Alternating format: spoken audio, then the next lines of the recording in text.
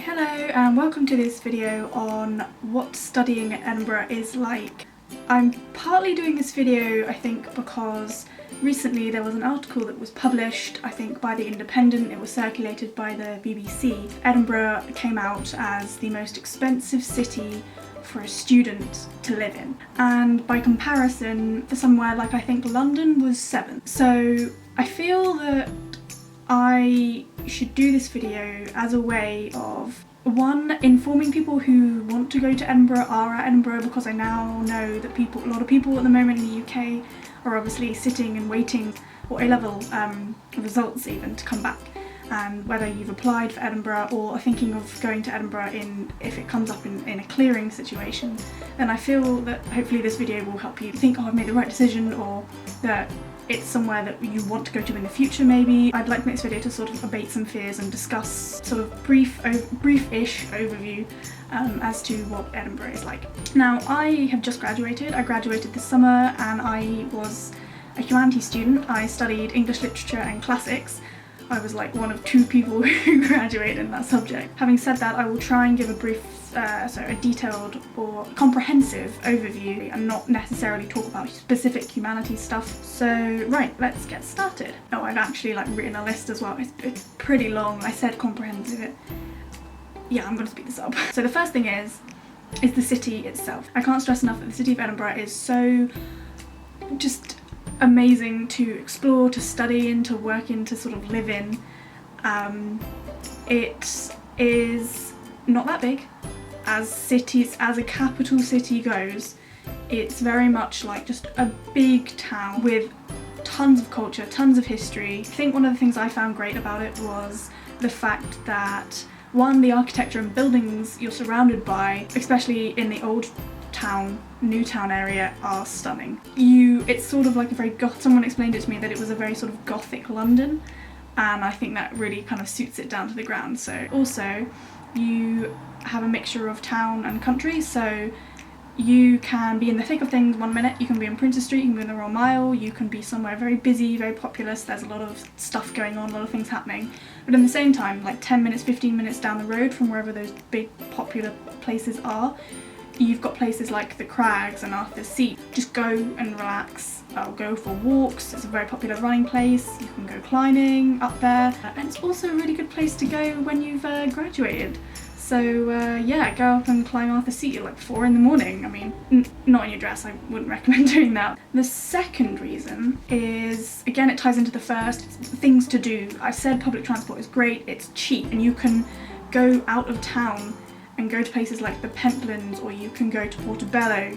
We have a beach, which I wouldn't recommend going swimming in it, and it's pretty cold. Maybe 2 days out the whole year. Which leads me on to my next point. Our SU is basically a castle. It has been around since like 1886. Probably gonna have to fact check that, but it is great to just go into, and it's open pretty much all day of the week, and as a place it's good for socialising. There's lots of meetups that happen there. But having said that, leading on to my next point is that places to stay. So I stayed in halls in my first year. I think I was lucky in halls because I think in my first year at least, I managed to meet some nice people, 2 of whom I became their flatmates with, and I lived with them for the rest 3 years of university that I was there. Now, for your second, your third, your 4th, 5th year, most people privately rent. That's where rent prices differ. I think from what I've experienced, there's a lot of places in which you can rent inexpensively, but it also depends on location. You can be savvy about cheaper rent prices depending on where you want to go, and a lot of it is to do with location. Now, I think for what you get and the money you'll be paying, your flat appearance and the quality of where you stay will also change as well. But from the most part, and from where I'd stayed and where a lot of my friends had stayed, the rent will vary roughly between 300 to about 450 a month. They can get more expensive than that, but you can get cheaper like internet, you can work out your electricity and gas bills to make sure how you save money in that respect. So there's a lot of sort of fear pushing as to, it's really expensive, don't go here, but at the same time there are ways and means around it. It's not the end of the world. I think if you're good with walking and getting public transport, pretty much you can choose to live mostly anywhere in the city. So number 5, and I feel like I should have got round to this sooner as it's a University of Edinburgh video, but academic stuff. I really should talk about the academic side, because I think studying at a Scottish university in particular is you have this opportunity to change and adapt your subject. If you go in and say, for example, I know a lot of people who went in to just study straight English literature and changed to do a joint honours, or vice versa, or people change to do from a French degree to do like art history, or that's purely from a humanities perspective. So that's another thing, there's a lot of flexibility, especially if you were interested in more than just one thing. So again, for instance, in my first year and a bit of my second year, I did my English literature module and then I did my classics modules. But then I had about 40 extra credits in which I could choose more things, and I studied quite a lot of Asian literature and history.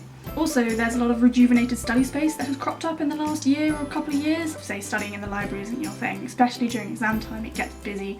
There's so many places you can go, which I think is always really helpful.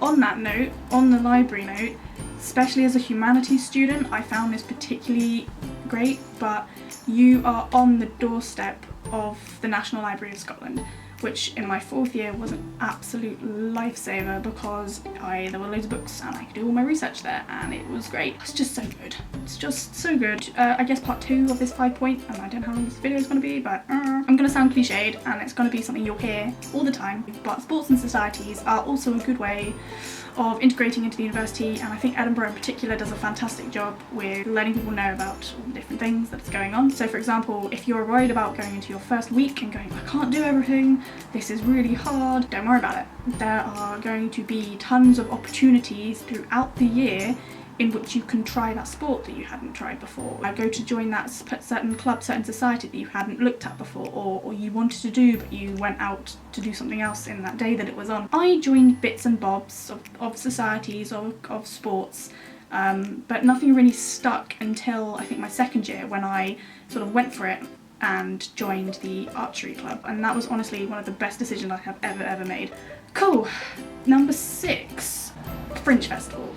If you stay over the summer, usually if you get accommodation, if you'll have it in your second or your third year, the Fringe Festival is honestly one of the best things you could do or go to see, because there is so much opportunity to work there. If you want, you can try and perform there if you're that kind of person who'd want to do that. And it's a good way to earn money as well, and yeah, it's a good way to earn money, and who doesn't want to earn money as a student, because I certainly did and kind of have to.